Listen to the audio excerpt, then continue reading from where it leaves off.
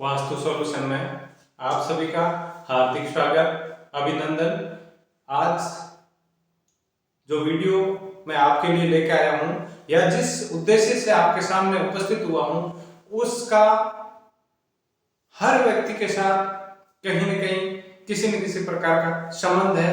ज्यादातर व्यक्ति ये कहते हुए सुनने को मिल जाएंगे कि मैंने एक्स आदमी को सामान उधार दिया, अब वो मेरा फोन पिक नहीं कर रहा है या मेरा वो बिल वापस चुक नहीं कर रहा है, यानी कि उधारी डूबने लग गई। ये जो क्रेडिट और डेबिट का जो फॉर्मूला है, उस फॉर्मूले में वास्तु का कहां तक प्रभाव रहता है, या जिस इकाई में आप वर्क कर रहे हैं या जिस इकाई में आप निवास कर रहे हैं, उन दोनों इकाइयों का आपके ऊपर किस प्रकार से आपके व्यापार पर, आपकी लेन देन पर और आपकी कार्यशैली पर, आपकी बोलचाल और आपकी भाषा शैली पर वास्तु का प्रभाव होता है। उन सब की वजह से आपके साथ में क्रेडिट और डेबिट का फॉर्मूला लागू हो जाता है।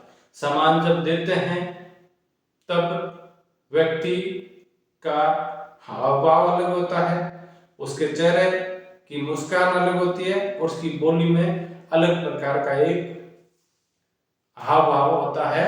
और जब वापिस तय समय पर वापिस जब भी दुकानदार या कोई बड़ा व्यक्ति या औद्योगिक इकाई का कोई भी व्यक्ति जब उसका वापिस टाइम पीरियड आता है, वो अपना पैसा मांगता है, तब सामने वाले का हाव भाव बदल जाता है।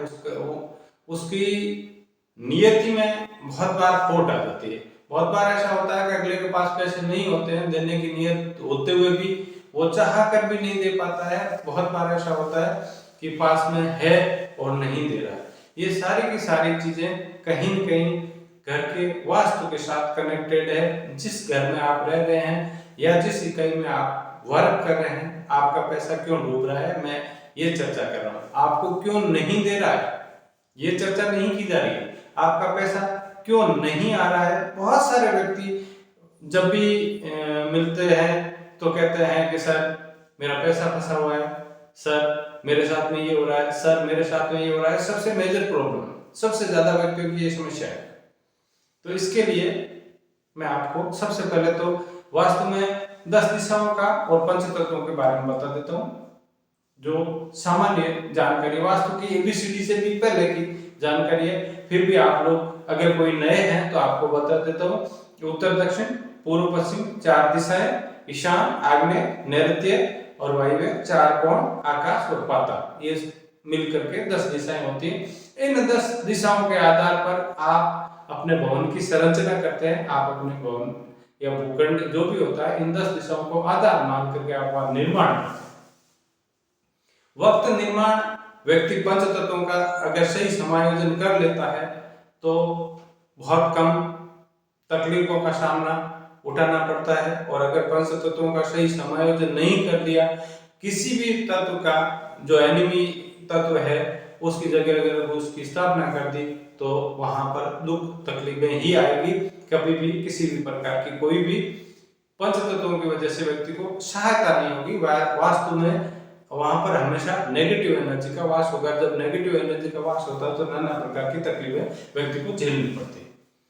पंचतत्व जिसमें आकाश तत्व, पृथ्वी तत्व, वायु तत्व, अग्नि तत्व और जल तत्व, ये 5 तत्व होते हैं। इन 5 तत्वों का सही समायोजन अगर किसी व्यक्ति ने कर लिया और घर में जो 10 दिशाएं थी, उन 10 दिशाओं के स्वामी को आधार मान करके और अपने कार्य करने की जो शैली है, जिसको वर्ण व्यवस्था कहते हैं, आप किस प्रकार के काम करते हो, उनको आधार मान करके अगर आपने घर बनाया है तो वहां पर आपको वो घर आपके लिए सोने पे सुहागे का काम करेगा।